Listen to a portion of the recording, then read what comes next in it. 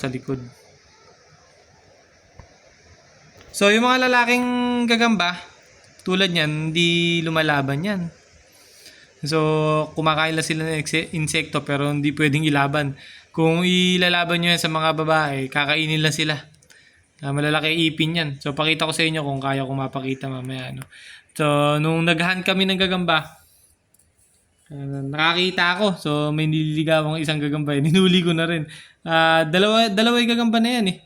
So, isang tigrihan na may puti nga, ayan, tulad niyan, may puti sa likod. Tapos, yung kasama niyang nahuli namin, talaan naman, lalaki. Sayang nga, yun yung iniingatan ko sana na makuha kaso. Yun nga, nawala. So, sobrang liliit kasi nila. So, yung size kasi nila, siguro kahit na matured na, talagang hamak na mas maliit sila sa babae. Nasa 1/4 lang sila or kalahati. O minsan wala pa sa kalahati. Ano, yung size nila. So, ayan. So, palalakarin nga natin. Kung mapapansin nyo, pagka lalaki, ayan, malaki ipin. Teka, ayan, naglikot. Ayan, malaki ipin sa harap.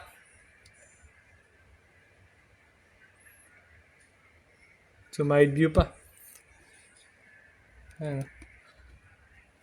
Ayan, pakita ko lang sa inyo, ano. Para may idea yung mga ibang nanonood sa atin kung ano yung itsura ng lalaking gagamba. Kasi akala nila porky gagamba, lahat nag-iitlog lang. So may nag-iitlog kasing gagamba kahit na hindi namin mate or hindi na asawa ng lalaki. Itlog lang na itlog kasi hindi napipisa. Meron naman na pagka nahuli sa wild, na asawa na kaya pagka nag-itlog, nakita nyo, napapansin nyo, napipisa. So ito pala yung dahilan kaya nakakapisa tayo ano ng mga itlog ng gagamba, yung mga ganitong lalaki. So kung napapansin nyo naman, ganyan yung mga itsura ng lalaki. So hindi lumalaki katawan nila. Talagang ganyan na pinakamalaking katawan nila.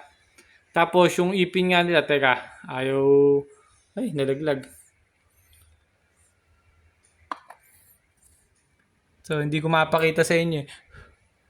Ay nalaglag. Ayan. Nakababa. So ayan, mukhang patay.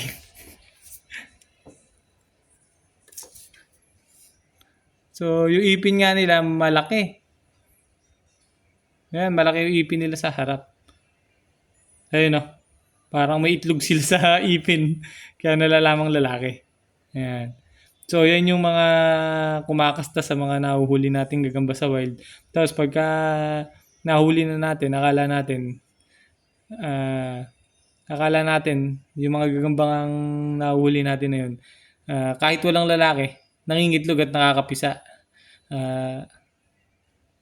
So, meron pala talaga silang kamate or mag-asawa na gagamba. So, ayan. So, ganda oh. Hindi ko alam kung sarhento yan, ano? Sarhentong tigre. Kasi may dalawang